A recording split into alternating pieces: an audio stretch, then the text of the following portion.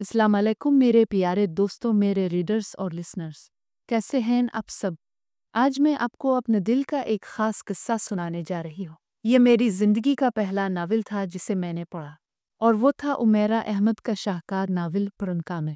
यकीन जानिए, ये नावल सिर्फ एक कहानी नहीं था, बल्कि एक ऐसा सफ़र था जिसने मेरी सोच बदल दी, मेरा दिल छू लिया और मेरी ज़िंदगी को एक नई राह दिखाई।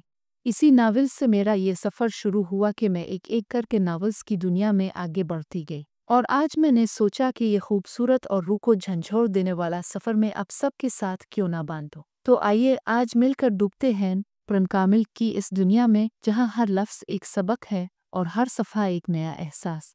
मेरी ज़िंदगी की सबसे बड़ी ख्वाहिश बाल पॉइंट होंठों में दबाए वो सोच में पड़ गई, फिर एक लंबा सांस लेते हुए कदरे बेबसी से मुस्कुराई। बहुत मुश्किल है इस सवाल का जवाब देना। क्यों मुश्किल है? जो येलिए ने इससे पूछा। क्योंकि मेरी बहुत सारी ख्वाहिशात हैं और हर ख्वाहिश ही मेरे लिए बहुत अहम है, इसने सर झटकुते हुए कहा। वो दोनों ऑडिटोरियम के अकबी हिस्से में दीवार के साथ ज़मीन पर टेक लगाए बैठी थी। एफएससी क्लासेस में आज उनका 8वां दिन था और इस वक्त वो दोनों फ्री पीरियड में ऑडिटोरियम के अकबी हिस्से में आकर बैठ गई थी। नमकीन मूंगफली के दानों को एक एक करके खाते हुए जवेरिया ने इससे पूछा, तुम्हारी जिंदगी की सबसे बड़ी ख्वाहिश क्या है इमामा? इमामा ने कदरे हैरानी से इसे देखा और सोच में पड़ गई। पहले तुम बताओ, तुम्हारी जिंदगी की सबसे बड़ी ख्वाहिश क्या है? इमामा ने जवाब देने की बजाय उल्टा सवाल कर दिया। पहले मैंने पूछा है, तुम्हें पहले जवाब देना चाहिए। जवेरिया ने गर्दन हिलाई। अच्छा ठीक है, मुझे और सोचने दो, इमामा ने फौरी हार मानते हुए कहा। मेरी जिंदगी की सबसे बड़ी ख्वाहिश, वो बड़बड़ाई। एक ख्वाहिश तो ये है कि मेरी जिंदगी बहुत लंबी हो, इसने कहा। क्यों? जवेरिया हंसी। बस 50-60 साल की जिंदगी मुझे बड़ी छोटी लगती है। कम से कम 100 साल तो मिलने चाहिए इंसान को दुनिया में, और फिर मैं इतना सब कुछ करना चाहती हूँ। अगर जल्दी मर जाऊंगी तो फिर मेरी जिंदगी की सारी ख्वाहिशात अधूरी रह जाएंगी, इसने मूंगफली का एक दाना मुंह में डालते हुए कहा। अच्छा, और? जवेरिया ने कहा। और ये कि मैं मुख की सबसे बड़ी डॉक्टर बनना चाहती हूँ, सबसे अच्छी आई स्पेशलिस्ट। मैं चाहती हूँ जब पाकिस्तान में आई सर्जरी की तारीफ लिखी जाए तो इसमें मेरा नाम टॉप ऑफ द लिस्ट हो, इसने मुस्कुराते हुए आसमान को देखा। अच्छा, और अगर कभी तुम डॉक्टर ना बन सके तो? जवेरिया ने कहा। आखिर ये मेरिट और किस्मत की बात है, ऐसा मुमकिन ही नहीं है। मैं इतनी मेहनत कर रही हूँ कि मेरिट पर हर सूरत आऊँगी। फिर मेरे वालिदैन के पास इतना पैसा है कि मैं अगर यहाँ किसी मेडिकल कॉलेज में ना जा सकी तो वो मुझे बैरून मुल्क भिजवा देंगी। फिर भी अगर कभी ऐसा हो कि तुम डॉक्टर ना बन सको तो हो ही नहीं सकता। ये मेरी ज़िंदगी की सबसे बड़ी ख्वाहिश है। मैं इस प्रोफेशन के लिए सब कुछ छोड़ सकती हूँ। ये मेरा ख्वाब है और ख्वाबों को भला कैसे छोड़ा भुलाया जा सकता है? इम्पॉसिबल। इमामा ने कतई अंदाज में सर हिलाते हुए हथेली पर रखे हुए दानों में से एक और दाना मुंह में डाला। जिंदगी में कुछ भी नामुमकिन नहीं हो सकता, कभी भी कुछ भी हो सकता है। फर्ज करो कि तुम डॉक्टर नहीं बन पाती तो फिर तुम क्या करोगी? कैसे रिएक्ट करोगी? इमामा अब सोच में पड़ गई। पहले तो मैं बहुत रोऊंगी, बहुत ही ज्यादा, कई दिन, और फिर मैं मर जाऊंगी। जवेरिया बे-इख्तियार हंसी। वो और अभी कुछ देर पहले तो तुम कह रही थी कि तुम लंबी जिंदगी चाहती हो, और अभी तुम कह रही हो कि तुम मर जाओगी। हाँ, तो फिर जिंदा रहकर क्या करूंगी? सारे प्लान्स ही मेरे मेडिकल के हवाले से हैं, और ये चीज़ जिंदगी से निकल गई तो फिर बाकी रहेगा क्या? यानी तुम्हारी एक बड़ी ख्वाहिश दूसरी बड़ी ख्वाहिश को ख़त्म कर देगी, तुम यही समझ लो। तो फिर उसका मतलब तो यही हुआ कि तुम्हारी सबसे बड़ी ख्वाहिश डॉक्टर बनना है, लंबी जिंदगी पाना नहीं। तुम कह सकती हो, अच्छा अगर तुम डॉक्टर ना बन सकें तो फिर मरोगी कैसे? खुदकशी करोगी या तबई मौत? जवेरिया ने बड़ी दिलचस्पी से पूछा। तबई मौत ही मरूंगी, खुदकुशी तो कर ही नहीं सकती, इमामा ने लापरवाही से कहा। और अगर तुम्हें तबई मौत आ ना सकी तो? मेरा मतलब है जल्द ना आई तो फिर तो तुम डॉक्टर ना बनने के बावजूद भी लंबी जिंदगी गुजारोगी। नहीं, मुझे पता है कि अगर मैं डॉक्टर ना बनी तो फिर बहुत जल्द मर जाऊंगी। मुझे अतनात कुछ होगा कि मैं तो ज़ंदौरा ही नहीं सीखूंगी, वो यकीन के साथ बोली। तुम जिस कदर खुश मिजाज हो, मैं कभी यकीन नहीं कर सकती कि तुम कभी इतनी दुखी हो सकती हो कि रू रू कर मर जाओ, और वो भी सिर्फ इसलिए कि तुम डॉक्टर नहीं बन सकी। Look funny. जवेरिया ने इस बार उसका मजाक उड़ाने वाले अंदाज में कहा। तुम अब मेरी बात छोड़, वो अपनी बात करो। तुम्हारी जिंदगी की सबसे बड़ी ख्वाहिश क्या है? इमामा ने मौजू बदलते हुए किया। रहने दो। क्यों रहने दूं? बताओ ना, तुम्हें बुरा लगेगा? जवेरिया ने कुछ हिचकिचाते हुए कहा। इमामा ने गर्दन मोड़कर हैरानी से इसे देखा। मुझे क्यों बुरा लगेगा? जवेरिया खामोश रही। ऐसी क्या बात है जो मुझे बुरी लगेगी? इमामा ने अपना सवाल दोहराया। बुरी लगेगी? जवेरिया ने मध्यम आवाज में कहा। आखिर तुम्हारी जिंदगी की सबसे बड़ी ख्वाहिश का मेरी जिंदगी से क्या ताल्लुक है कि मैं इस पर बुरा मानूंगी? इमामा ने इस बार कदरे उलझे हुए अंदाज में पूछा। कहीं तुम्हारी ये ख्वाहिश तो नहीं है कि मैं डॉक्टर ना बनूं? इमामा को अचानक याद आया। जवेरिया हंस दी उन्हें। जिंदगी सिर्फ एक डॉक्टर बन जाने से कहीं ज्यादा अहमियत की हामिल होती है। इसने कुछ फलसफियाना अंदाज में कहा। पहेलियां भिजवाना छोड़ दो और मुझे बताओ, ओ इमामा ने कहा। मैं वदा करती हूँ मैं बुरा नहीं मानूंगी। इमामा ने अपना हाथ इसकी तरफ बढ़ाते हुए कहा। वादे करने के बावजूद मेरी बात सुनने पर तुम बुरी तरह नाराज होगी। बेहतर है हम कुछ और बात करें। जवेरिया ने कहा।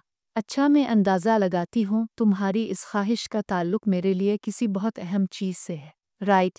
इमामा ने कुछ सोचते हुए कहा। जवेरिया ने सर हिलाया। अब सवाल ये पैदा होता है कि मेरे लिए कौन सी चीज़ इतनी अहम हो सकती है कि मैं वो बात करते करते रुक गई। मगर जब तक मैं तुम्हारी ख्वाहिश की नौयत नहीं जान लेती मैं कुछ भी अंदाज़ा नहीं कर सकती। बुतो जवेरिया, प्लीज़। अब तो मुझे बहुत ही ज़्यादा तजस्सुस हो रहा है। इसने मिन्नत की। वो कुछ देर सोचती रही। इमामा गौर से इसका चेहरा देखती रही। कुछ देर की खामोशी के बाद जवेरिया ने सर उठाकर इमामा को देखा। मेरे प्रोफेशन के अलावा मेरी ज़िंदगी में फ़िलहाल जिन चीज़ों की अहमियत है वो सिर्फ एक ही है, और अगर तुम उसके हवाले से कुछ कहना चाहती हो तो कहो, मैं बुरा नहीं मानूंगी। इमामा ने संजीदगी से कहा। जवेरिया ने कदरे चौंक कर इसे देखा। वो अपने हाथ में मौजूद एक अंगूठी को देख रही थी। जवेरिया मुस्कुराई। मेरी जिंदगी की सबसे बड़ी ख्वाहिश ये है कि तुम। जवेरिया ने इसे अपनी ख्वाहिश बताई। इमामा का चेहरा एकदम सफ़ेद पड़ गया। वो शाकिर थी या हैरत ज़दा, जवेरिया अंदाज़ा नहीं कर सकी, मगर उसके चेहरे के तासुरात ये ज़रूर बता रहे थे कि जवेरिया के मुंह से निकलने वाले जुमले इसके हर अंदाजे के बरक्स थे। मैंने तुमसे कहा था ना तुम बुरा मानोगी। जवेरिया ने जैसे सफाई पेश करने की कोशिश की, मगर इमामा कुछ कहे बगैर इसे देखती रही। मुइज़ हल्क के बिल चलाता हुआ दर्द से दोहरा हो गया। इसके दोनों हाथ अपने पेट पर थे। उसके सामने खड़े 12 साला लड़के ने अपनी फटी हुई टी शर्ट की आस्तीन से अपनी नाक से बहता हुआ खून साफ किया और हाथ में पकड़े हुए टेनिस रैकेट को एक बार फिर पूरी कुव्वत से मुइज़ की टांग पर दे मारा। मुइज़ के हल्क से एक बार फिर चीख निकली और वो इस बार सीधा हो गया। कुछ बेयकीनी के आलम में इसने खुद से 2 साल छोटे भाई को देखा, जो अब बगैर किसी लिहाज और मुरव्वत के इसे इस रैकेट से पीट रहा था जो मुइज़ कुछ देर पहले इसे पीटने के लिए लेकर आया था। इस हफ्ते में उन दोनों के दरमियान होने वाला ये तीसरा झगड़ा था, और तीनों बार झगड़ा शुरू करने वाला इसका छोटा भाई था। मुइज़ और उसके ताल्लुकात हमेशा ही नाखुशगवार रहे थे। उनका झगड़ा बचपन से लेकर अब से कुछ पहले तक सिर्फ ज़बानी कलामी बातों और धमकियों तक ही महदूद रहता था, मगर अब कुछ अरसे से वो दोनों हाथापाई पर भी उतर आए थे। आज भी यही हुआ था। वो दोनों स्कूल से इकट्ठे वापस आए थे और गाड़ी से उतरते हुए इसके छोटे भाई ने बड़ी दुरुस्ती के साथ पीछे डिग्गी से इस वक्त अपना बैग खींचकर निकाला जब मुइज़ अपना बैग निकाल रहा था। बैग खींचते हुए मुइज़ के हाथ को बुरी तरह रगड़ आए। मुइज़ बुरी तरह तिलमिलाया। तुम अंधे हो चुके हो। वो इत्मीनान से अपना बैग उठाए बेनियाजी से अंदर जा रहा था। मुइज़ के चलाने पर उसने पलट कर उसको देखा और लाउंज का दरवाज़ा खोलकर अंदर चला गया। मुइज़ के तन बदन में जैसे आग लग गई। वो तेज़ कदमों से इसके पीछे अंदर चला आया। अगर दोबारा तुमने ऐसी हरकत की तो मैं तुम्हारा हाथ तोड़ दूंगा। इसके करीब पहुंचते हुए मुइज़ एक बार फिर दौड़ा। इसने बैग कंधे से उतार कर नीचे रख दिया और दोनों हाथ कमर पर रख कर खड़ा हो गया। वो निकालूंगा। तुम क्या करोगे? हाथ तोड़ोगे? इतनी हिम्मत है? ये मैं तुम्हें इस वक्त बताऊंगा जब तुम दोबारा ये हरकत करोगे। मुइज़ अपने कमरे की तरफ बढ़ा, मगर उसके भाई ने पूरी कुव्वत से इसका बैग खींचते हुए इसे रुकने पर मजबूर कर दिया। नहीं, तुम मुझे अभी बताओ। इसने मुइज़ का बैग उठाकर दूर फेंक दिया। मुइज़ का चेहरा सुर्ख हो गया। इसने ज़मीन पर पड़ा हुआ अपने भाई का बैग उठाकर दूर उछाल दिया। एक लम्हे के इंतजार किए बगैर उसके भाई ने पूरी कुव्वत से मुइज़ की टांग पर ठोकर मारी। जवाबन इसने पूरी कुव्वत से छोटे भाई के मुंह पर मुक्का मारा जो इसकी नाक पर लगा। अगले ही लम्हे इसकी नाक से खून टपकने लगा। इतने शदीद हमले के बावजूद उसके हल्क से कोई आवाज़ नहीं निकली थी। इसने मुइज़ की टाई खींचते हुए इसका गला दबाने की कोशिश की, मुइज़ ने जवाबन इसकी शर्ट को कॉलर से खींचा। इसे शर्ट के फटने की आवाज़ आई। इसने पूरी कुव्वत से अपने छोटे भाई के पेट में मुक्का मारा। इसके भाई के हाथ से इसकी टाई निकल गई। तेरो मैं तुम्हें अब तुम्हारा हाथ तोड़कर दिखाता। मुइज़ ने इसे गालियां देते हुए लाउंज के एक कोने में पड़े हुए एक रैकेट को उठा लिया और अपने छोटे भाई को मारने की कोशिश की, मगर अगले ही लम्हे रैकेट इसके भाई के हाथ में था। इसने पूरी कुव्वत से घुमाकर इतनी बर्क रफ्तारी के साथ इस रैकेट को मुइज़ के पेट में मारा कि वो संभला खुद को बचा भी नहीं सका। इसने एक के बाद दीगरे इसकी कमर और टांग पर रैकेट बरसा दिए। अंदर से इन दोनों का बड़ा भाई इश्तियाल के आलम में बाहर लाउंज में आ गया। क्या तकलीफ है तुम दोनों को? घर में आते ही हंगामा शुरू कर देते हो। इसको देखते ही छोटे भाई ने उठा हुआ रैकेट नीचे कर लिया था। और तुम्हें शर्म नहीं आती? अपने से बड़े भाई को मारते हो। इसकी नज़र अब इसके हाथ में पकड़े रैकेट पर गई। नहीं आती, इसने बड़ी ढिठाई के साथ कहते हुए रैकेट एक तरफ उछाल दिया और बड़ी बेखौफी से कुछ फासले पर पड़ा हुआ अपना बैग उठाकर अंदर जाने लगा। मुइज़ ने बुलंद आवाज में सीढ़ियां चढ़ते हुए अपने छोटे भाई से कहा, तुमको इसका खमियाजा भुगतना पड़ेगा। वो अभी तक अपनी टांग सहला रहा था। क्यों नहीं? शुर वाई नॉट। एक अजीब सी मुस्कुराहट के साथ सीढ़ियों के आखिरी सिरे पर रुककर इसने मुइज़ से कहा, अगली बार तुम बीट लेकर आना। टेनिस रैकेट से कुछ मजा नहीं आया। तुम्हारी कोई हड्डी नहीं टूटी। मुइज़ को इश्तियाल आ गया। तुम अपनी नाक संभालो, वो यकीनन टूट गई होगी। मुइज़ गुस्से के आलम में सीढ़ियों को देखता रहा जहां कुछ देर पहले वो खड़ा था। मिसेस समांथा रिचर्ड्स ने दूसरी रूम में खिड़की के साथ पहली कुर्सी पर बैठे हुए इस लड़के को चौथी बार घूरा। वो इस वक्त भी बड़ी बेनियाजी से खिड़की से बाहर देखने में मसरूफ था। वक्तन फवक्तन वो बाहर से नजरें हटाता, एक नज़र मिसेस समांथा को देखता, इसके बाद फिर इसी तरह बाहर झांकने लगता। इस्लामाबाद के एक गैर मुल्की स्कूल में वो आज पहले दिन इस क्लास की बायोलॉजी पढ़ाने के लिए आई थी। वो एक डिप्लोमेट की बीवी थीं और कुछ दिन पहले ही इस्लामाबाद अपने शौहर के साथ आई थी। टीचिंग उनका प्रोफेशन था और जिस मुल्क में उनके शौहर की पोस्टिंग हुई वो वहाँ सिफारत खाना से मुंसलिक स्कूल्स में पढ़ाती रही। अपने से पहले बायोलॉजी पढ़ाने वाली टीचर मिसेस मैरीन की स्कीम ऑफ वर्क को ही जारी रखते हुए उन्होंने क्लास के साथ कुछ इब्तदाई तारुफ और गुफ्तगू के बाद दिल और इंतज़ाम दौरान खून की डायग्राम राइटिंग बोर्ड पर बनाते हुए इसे समझाना शुरू किया। डायग्राम की वजाहत करते हुए उन्होंने इस लड़के को खिड़की से बाहर झांकते हुए देखा। पुरानी तकनीक का इस्तेमाल करते हुए अपनी नज़रें इस लड़के पर मरकूज रखते हुए उन्होंने अचानक बोलना बंद कर दिया। क्लास में एकदम खामोशी छा गई। इस लड़के ने सर घुमाकर अंदर देखा। मिसेस समांथा रिचर्ड्स से इसकी नज़रें मिले। मिसेस समांथा मुस्कुराईं और एक बार फिर उन्होंने अपना लेक्चर शुरू कर दिया। कुछ देर तक उन्होंने इसी तरह बोलते हुए अपनी नज़रें इस लड़के पर रखे, जो अब अपने सामने पड़ी नोटबुक पर कुछ लिखने में मसरूफ था। उसके बाद मिसेस समांथा ने अपनी तवज्जो क्लास में मौजूद दूसरे स्टूडेंट्स पर मरकूज कर ली। उनका ख्याल था वो खासा शर्मिंदा हो चुका है, दोबारा बाहर नहीं देखेगा, मगर सिर्फ 2 मिनट के बाद उन्होंने इसे एक बार फिर खिड़की से बाहर मुतवज्जे देखा। वो एक बार फिर बोलते बोलते खामोश हो गई। बिला तवक्कुफ इस लड़के ने गर्दन मोड़कर फिर उनकी तरफ देखा। इस बार मिसेस समांथा मुस्कुराई नहीं, बल्कि कदरे संजीदगी से इसे देखते हुए एक बार फिर लेक्चर देना शुरू कर दिया। चंद लम्हे गुजरने के बाद उन्होंने राइटिंग बोर्ड को देखने के बाद दोबारा इस लड़के को देखा तो वो एक बार फिर खिड़की से बाहर कुछ देखने में मसरूफ था। इस बार गैर महसूस तौर पर उनके चेहरे पर कुछ नाराज़ी नमूदार हुई और वो कुछ झंझुलाते हुए खामोश हुई और उनके खामोश होते ही इस लड़के ने खिड़की के बाहर से अपनी नज़रें हटाकर उनकी तरफ देखा। इस बार इस लड़के के माथे पर भी कुछ शिकने थी। एक नज़र मिसेस समांथा को नागवारी से देखकर वो एक बार फिर खिड़की से बाहर देखने लगा। इसका अंदाज इस कदर तौहीन आमेज था कि मिसेस समांथा रिचर्ड्स का चेहरा सुर्ख हो गया। सालार, तुम क्या देख रहे हो? उन्होंने सख्ती से पूछा। नथिंग, यक लफ्जी जवाब आया। वो अब चुभती हुई नज़रों से उन्हें देख रहा था। तुम्हें पता है मैं क्या पढ़ा रही हूँ? होप सो, इसने इतने रोड अंदाज में कहा कि समांथा रिचर्ड्स ने एकदम हाथ में पकड़ा हुआ मारकर कैप से बंद करके टेबल पर फेंक दिया। ये बात है तो फिर यहाँ आओ और ये डायग्राम बनाकर इसको लेबल करो। उन्होंने इस फंज के साथ राइटिंग बोर्ड को साफ करते हुए कहा। एक के बाद दीगरे लड़के के चेहरे पर कई रंग आए।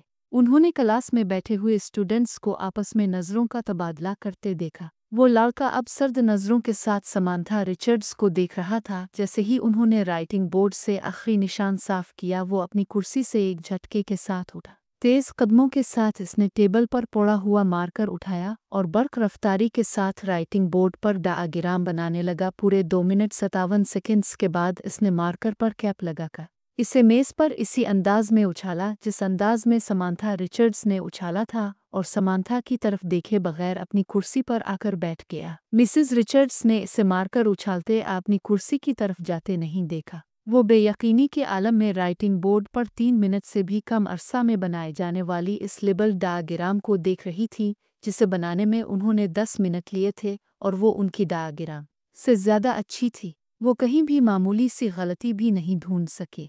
कुछ खफीफ सी होते हुए उन्होंने गर्दन मोड़कर एक बार फिर इस लड़के को देखा। वो फिर खिड़की से बाहर देख रहा था। वसीम ने तीसरी बार दरवाजे पर दस्तक दी। इस बार अंदर से इमामा की आवाज़ आई। कौन है? इमामा, मैं हूँ, दरवाज़ा खोलो। वसीम ने दरवाजे से अपना हाथ हटाते हुए कहा। अंदर खामोशी छा गई। कुछ देर बाद दरवाजे का लॉक खिलने की आवाज़ सुनाई दी। वसीम ने दरवाजे के हैंडल को घुमाकर दरवाज़ा खोल दिया। इमामा इसकी जानिब पुश्त की अपने बेड की तरफ बढ़ी। तुम्हें इस वक्त क्या काम अनपोड़ा है मुझसे? आखिर तुमने इतनी जल्दी दरवाज़ा क्यों बंद कर लिया था? अभी तो 10 बजे हैं। वसीम कमरे में दाखिल होते हुए बोला। बस नींद आ रही थी मुझे। वो बेड पर बैठ गई। वसीम इसका चेहरा देखकर चौंक गया। तुम रो रही थी? बेइख्तियार उसके मुंह से निकला। इमामा की आंखें सुर्ख और सूजी हुई थीं, और वो इससे नज़रें चुराने की कोशिश कर रही थी। नहीं, रो नहीं रही थी, बस सर में कुछ दर्द हो रहा था। इमामा ने मुस्कुराने की कोशिश की। वसीम ने इसके पास बैठते से हुए इसका हाथ पकड़कर टेम्परेचर चेक करने की कोशिश की। कहीं बुखार तो नहीं है? इसने कुछ तशवीश भरे अंदाज में कहा और फिर हाथ छोड़ दिया। बुखार तो नहीं है? फिर तुम कोई टेबलेट ले लेती। मैं ले चुकी हूँ। अच्छा, तुम हो जाओ। मैं बातें करने आया था, मगर अब इस हालत में क्या बातें करूँगा? तुम है। वसीम ने कदम बाहर की तरफ बढ़ाते हुए कहा। इमामा ने इसे रोकने की कोशिश नहीं की। वो खुद भी उठकर उसके पीछे गई और वसीम के बाहर निकलते ही इसने दरवाजे को फिर लॉक कर लिया। बेड पर औंधे मुंह लेटकर इसने तकिए में मुंह छुपा लिया। वो एक बार फिर हिचकियों के साथ रो रही थी। 13 साल का वो लड़का इस वक्त टीवी पर म्यूजिक शो देखने में मसरूफ था जब तैयबा ने अंदर झांका। बेयकीनी से उन्होंने अपने बेटे को देखा और फिर कुछ नाराज़गी के आलम में अंदर चली आई। ये क्या हो रहा है? उन्होंने अंदर आते ही कहा। टीवी देख रहा हूँ। इसने टीवी से नजरें नहीं हटाई। टीवी देख रहा हूँ। फॉर गॉड सेक, तुम्हें एहसास है कि तुम्हारे पेपर्स हो रहे हैं? तैयबा ने इसके सामने आते हुए कहा। So what? इस लड़के ने इस बार कुछ खफगी से कहा। So what? तुम्हें इस वक्त अपने कमरे में किताबों के दरमियान होना चाहिए, ना कि यहाँ इस बेहुदा शो के सामने। तैयबा ने डांटा। मुझे जितना पढ़ना था मैं पढ़ चुका हूँ, अब सामने से हट जाए। इसके लहजे में नागवारी आ गई। फिर भी उठो और अंदर जाकर पढ़ो। तैयबा ने इस तरह खड़े खड़े इससे कहा।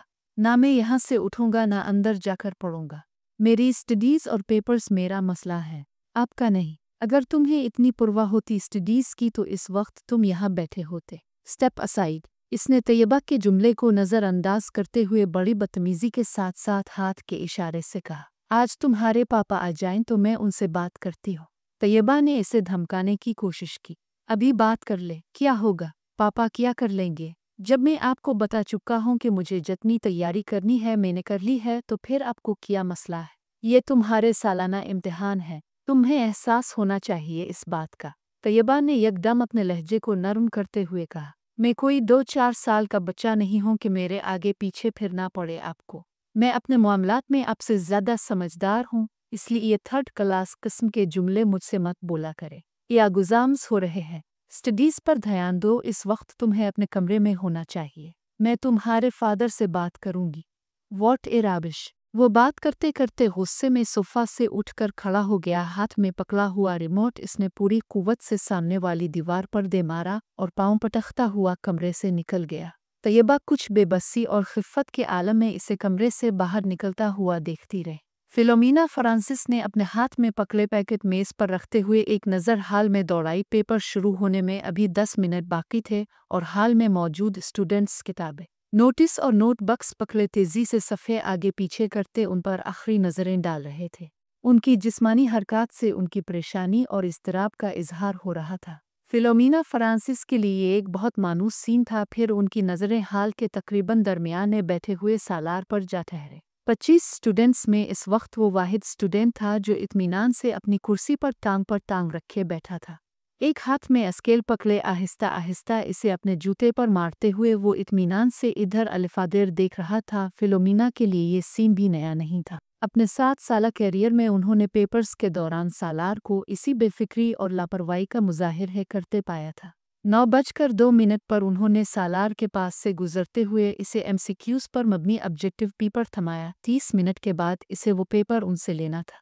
9:10 पर उन्होंने सालार को अपनी कुर्सी से खड़ा होते देखा। इसके खड़े होते ही बाल में इससे पीछे मौजूद तमाम स्टूडेंट्स ने सर उठाकर इसे देखा। वो पेपर हाथ में लिए फिलोमिना फ्रांसिस की तरफ जा रहा था। फिलोमिना फ्रांसिस के लिए ये भी यकीन नहीं था। वो पहले भी यही कुछ देखती आई थी। 30 मिनट में हल किया जाने वाला पेच वो 8 मिनट में हल करके उनके सर पर खड़ा था। पेपर को दोबारा देख लो। उन्होंने ये जुमला इससे नहीं कहा। वो जानती थी इसका जवाब किया होगा, मैं देख चुका। वो अगर इससे एक बार फिर पेपर देखने पर मजबूर करती तो वो हमेशा की तरह पेपर्स लेकर जाकर अपनी कुर्सी के हत्थे पर रख कर बाजू सीने पर लपेट कर बैठ जाता। उन्हें याद नहीं था कभी इसने उनके कहने पर पेपर को दोबारा चेक किया हो, और वो ये तस्लीम करती थीं कि इसे इसकी ज़रूरत भी नहीं थी। इसके पीछे पर में किसी एक भी गलती को ढूंढना बहुत मुश्किल काम था। उन्होंने एक हल्की सी मुस्कुराहट के साथ उसके हाथ से पेपर पकड़ लिया। तुम जानते हो साला, मेरी जिंदगी की सबसे बड़ी तमन्ना किया है, उन्होंने पेपर पर नज़र डालते हुए कहा, कि मैं तुम्हें 30 मिनट का पेपर 30 मिनट के बाद सबमिट करवाते हुए देखूं। वो उनकी बात पर खफीफ से अंदाज में मुस्कुराया। आपकी ये ख्वाहिश इस सूरत पूरी हो सकती है मैम, अगर मैं ये पेपर 150 साल की उम्र में हल करने बैठूं। नहीं, मेरा ख्याल है 150 साल की उम्र में तुम ये पेपर 10 मिनट में करोगे। इस बार वो हंसा और वापस मुड़ गया। फिलोमिना फ्रांसिस ने एक नज़र उसके पेपर के सफ़हात को उलट पलट कर देखा। एक सरसरी सी नज़र भी उन्हें ये बताने के लिए काफ़ी थी कि वो इस पेपर में कितने नंबर गिनवाएगा। 0। सलम ने अपनी बेटी के हाथों में गिफ्ट पेपर में लेते हुए पैकेट को हैरानी से देखा। ये क्या है इमामा? तुम तो मार्केट गई थी, शायद कुछ किताबें लेनी थीं तुम्हें। हाँ उम्मी, मुझे किताबें ही लेनी थीं, मगर किसी को तोहफे में देने के लिए। किसको तोहफा देता है? वो लाहौर में एक दोस्त है मेरी, इसकी सालगिरह है, इसके लिए ख़रीदा है। कुरियर सर्विस के ज़रिए भिजवा दूंगी क्योंकि मुझे तो अभी यहाँ रहना है। लाओ फिर मुझे दे दो, ये पैकेट मैं वसीम को दूंगी, वो भिजवा देगा। नहीं उम्मी, मैं अभी नहीं भिजवाऊंगी, अभी उसकी सालगिरह की तारीख नहीं आई। सलम को लगा जैसे वो एकदम घबरा गई हो। उन्हें हैरानी हुई, क्या ये घबराने वाली बात थी? 3 साल पहले इमामा की वजह से उन्हें बहुत ज़्यादा परेशानी का सामना करना पड़ा था, उन्हें और उनके शौहर हाशिम को।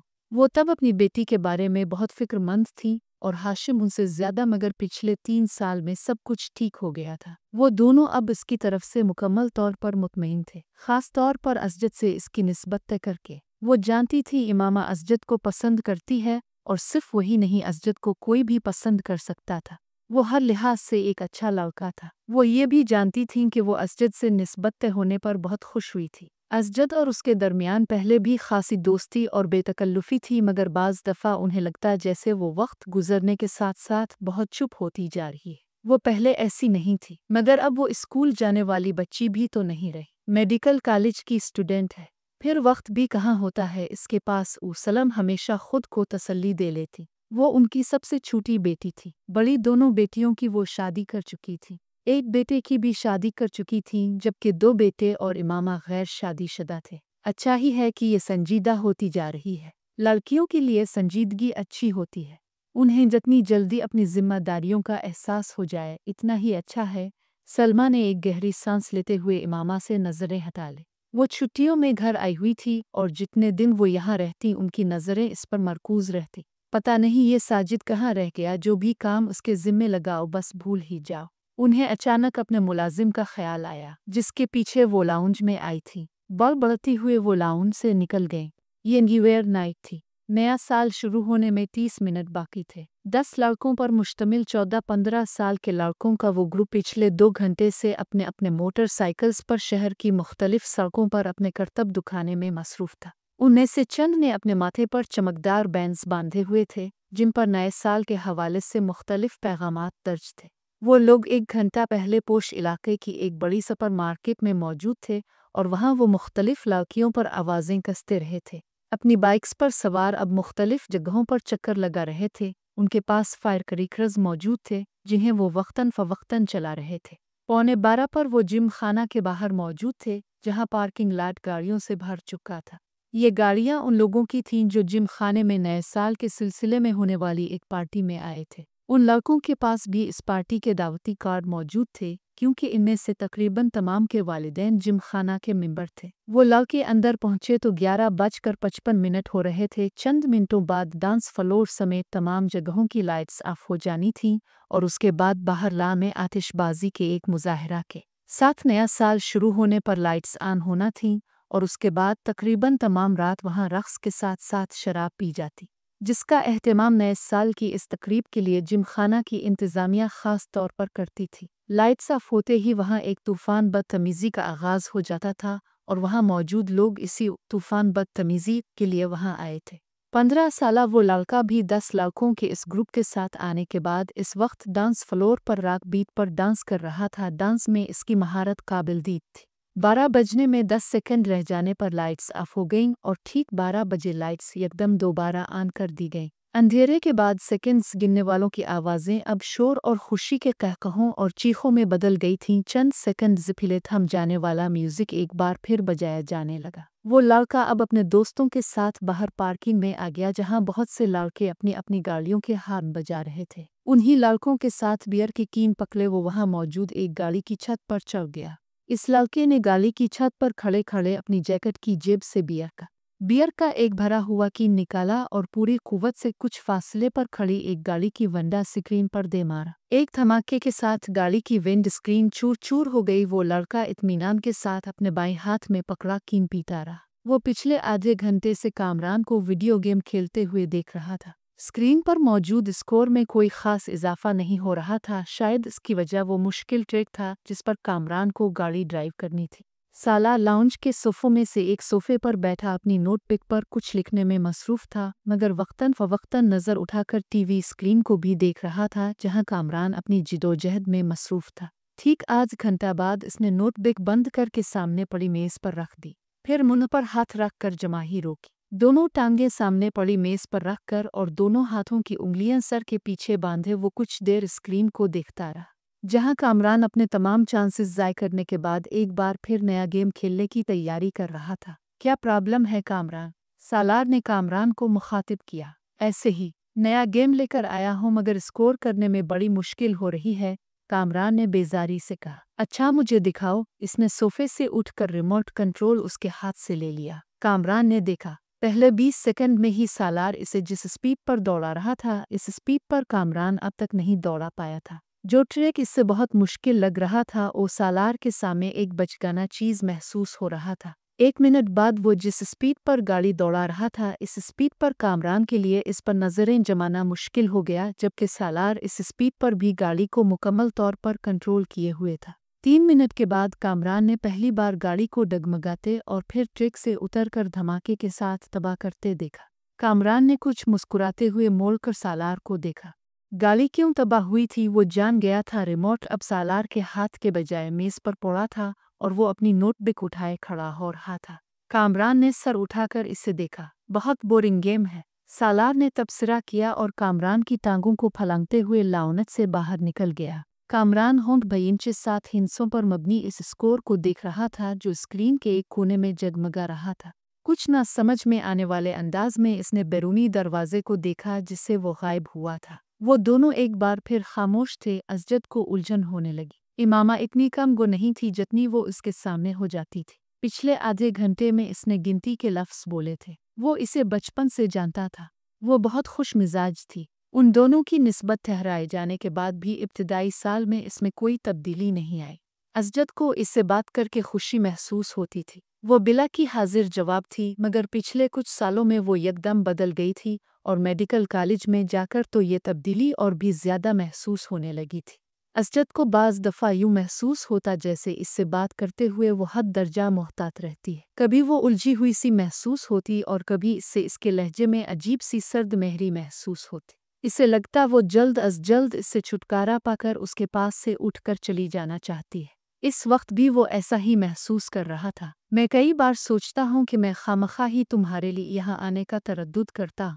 तुम्हें तो इससे कोई फर्क नहीं पड़ता होगा कि मैं आऊँ या ना आऊँ। असजद ने एक गहरी सांस लेकर कहा। वो इसके बिलमुकाबिल लांचर पर बैठी और बाउंड्री वाल पर चढ़ी हुई बैल को घोर रही थी।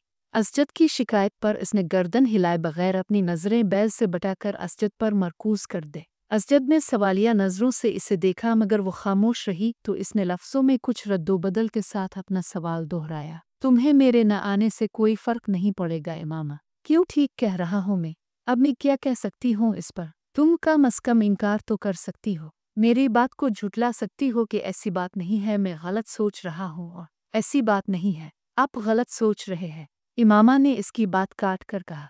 इसका लहजा अब भी इतना ही ठंडी और चेहरा उतना ही है तासुर था जितना पहले था। असजद एक ठंडी सांस लेकर रह गया। हाँ, मेरी दुआ और ख्वाहिश तो यही है कि ऐसा ना हो और मैं वाकई गलत सोच रहा हूँ, मगर तुमसे बात करते हुए मैं हर बार ऐसा ही महसूस करता हूँ। किस बात से आप ऐसा महसूस करते हैं? इस बार पहली बार असजद को इसकी आवाज़ में कुछ नाराज़ी झलकती हुई महसूस हुई। बहुत सी बातों से तुम मेरी किसी बात का ढंग से जवाब ही नहीं देती। हालांकि मैं आपकी हर बात का ढंग से जवाब देने की भरपूर कोशिश करती हूँ, लेकिन अब अगर आपको मेरे जवाब पसंद न आए तो मैं क्या कर सकती हूँ? असजद को इस बार बात करते हुए वो कुछ मजीद खफा महसूस हुई। मैंने ये कब कहा कि मुझे तुम्हारे जवाब पसंद नहीं आए? मैं तो सिर्फ ये कह रहा हूँ कि मेरी हर बात के जवाब में तुम्हारे पास हाँ और नहीं के अलावा कुछ नहीं होता। बाज़ दफ़ा तो मुझे लगता है मैं अपने आप से बातें कर रहा हूँ। अगर आप मुझसे ये पूछेंगे कि तुम ठीक हो तो मैं इसका जवाब हाँ या नहीं में ही दूंगी। हाँ और नहीं के अलावा इस सवाल का जवाब किसी तकरीर से दिया जा सकता है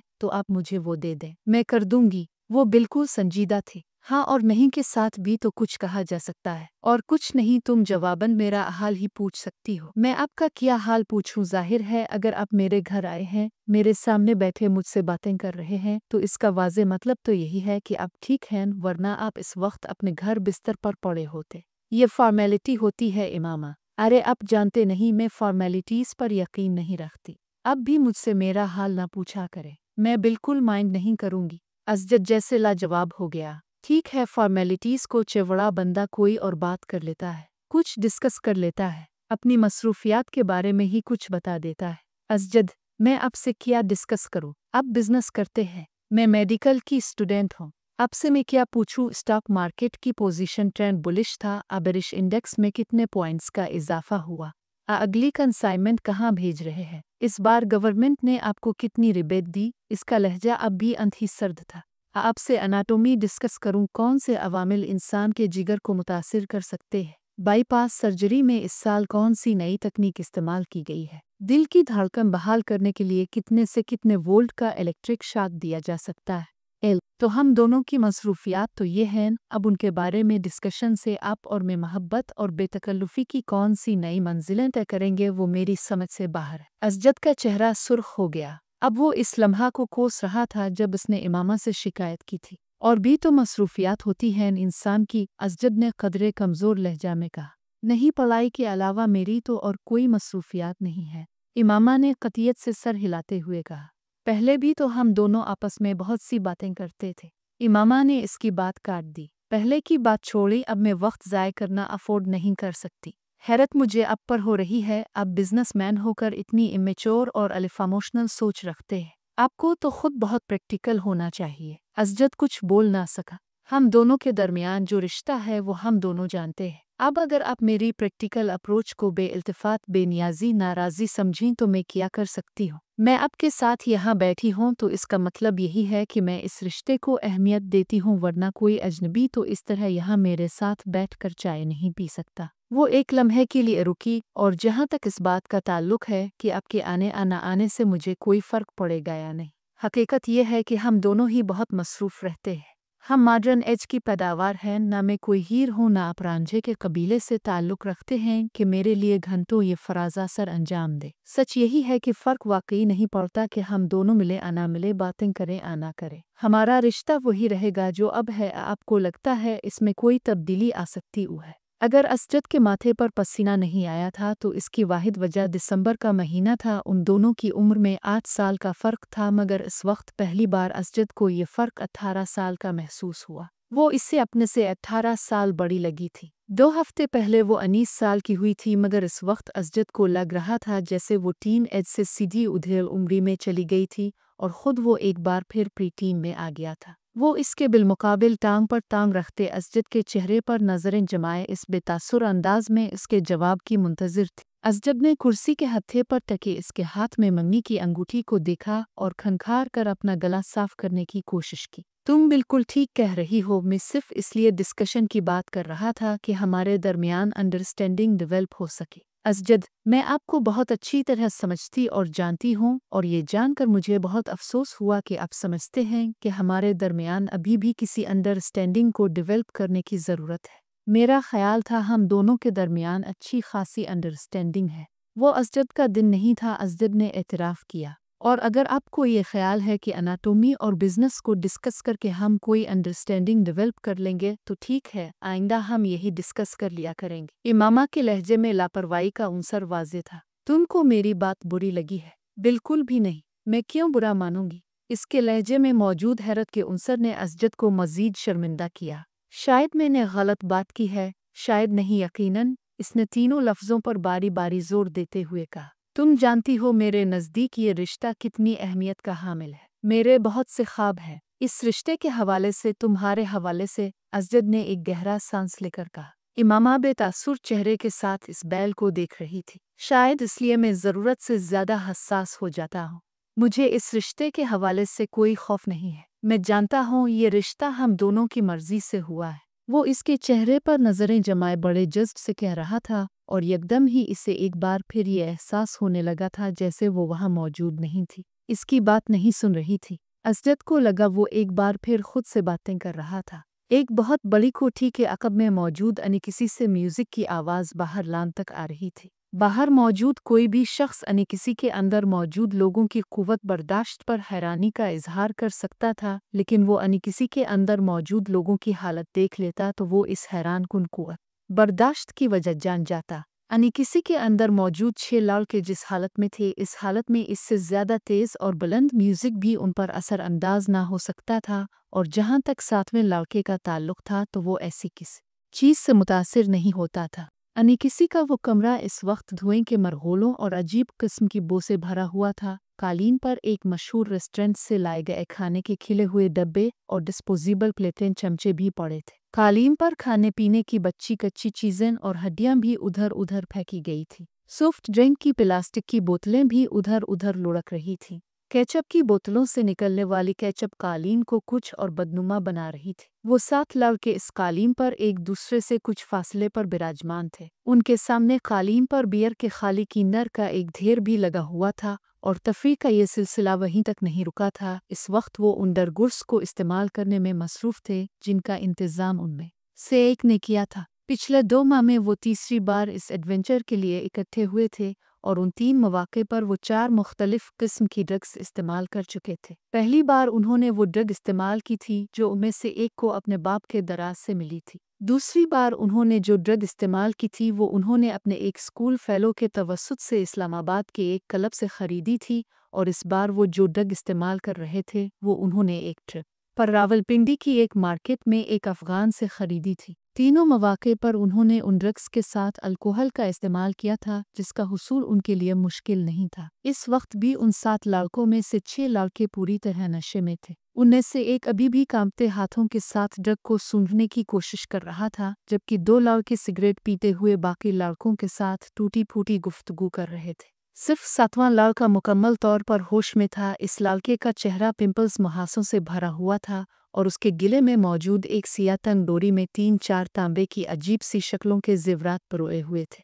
एल्विस प्रीस्ले स्टाइल के कॉलर्स वाली एक चीकेट डार्क बिल्लो शर्ट के साथ एक बेहुदा सी सुरमई जीन्स पहने हुए था, जिसके दोनों घंटों पर मैडोना का चारू पेंट किया गया था। इसने आंखें खोलकर अपनी दाईं तरफ मौजूद लड़कों पर एक उचटती नज़र डाली। इसकी आंखें सुर्ख हो रही थीं, मगर इस सुर्खी के बावजूद वो ऐसा कोई तासुर नहीं दे रही थीं कि वो बाकी लड़कों की तरह मुकम्मल तौर पर नशे की गिरफ्त में था। चंद मिनट उन्हें देखने के बाद इसने सीधे होते हुए डिबिया में मौजूद बाकी ड्रग में डाल दी और एक छोटे से स्ट्रा के साथ इसे सूंघने लगा।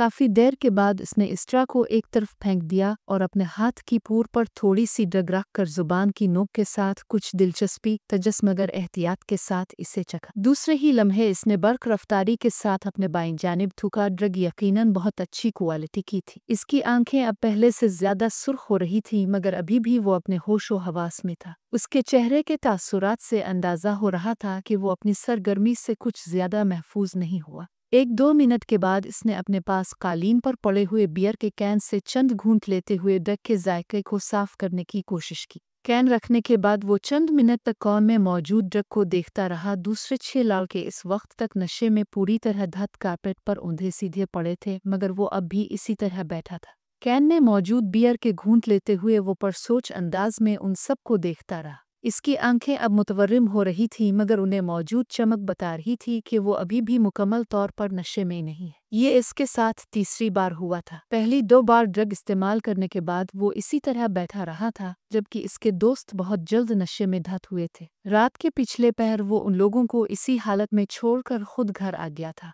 आज भी वो यही करना चाहता था। कमरे के अंदर मौजूद ड्रग की बो से अब पहली बार वो उलझने लगा। इसने खड़ा होने की कोशिश की और वो लड़खड़ाया। अपनी लड़खड़ाहट पर काबू पाते हुए वो सीधा खड़ा हो गया। नीचे झुककर उसने कारपेट से किरण वॉलेट और क्रेडिट कार्ड उठाए। फिर आगे बढ़कर उसने स्टीरियो को बंद कर दिया। अपनी मुतवर्रिम और सुर्ख आंखों से इसने कमरे में एक नज़र दौड़ाई, यूं जैसे वो कोई चीज़ याद करने की कोशिश कर रहा हो। फिर वो कमरे के दरवाजे की तरफ बढ़ गया। एक बार फिर नीचे बैठकर इसने जागर्स पहने और उनके तस्मों को टखनों के गिर्द लपेट कर गिरा बांधी। फिर दरवाजे का लॉक खोलकर वो बाहर निकल गया। रोशनी से एकदम वो कॉरिडोर की तारीकी में आ गया था। अंधेरे में अपना रास्ता ढूंढते हुए वो अनिकिसी के बैरूनी दरवाजे को खोलता हुआ बाहर लान में आ गया।